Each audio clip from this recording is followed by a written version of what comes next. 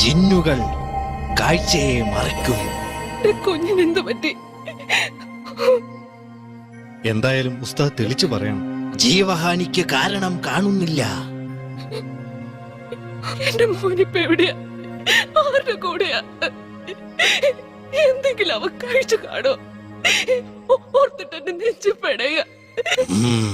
കൂട്ടുകാരൊത്ത് കളിക്കാൻ പോയിട്ട് കാണാനില്ലെന്ന് പറഞ്ഞാൽ എങ്ങനെയാ ഉസ്താദെ സഹിക്കുക? 14 ദിവസമായിട്ട് ഞങ്ങൾ തീ തന്നെയാ. ഞങ്ങളുടെ പൊന്നു മോൻ.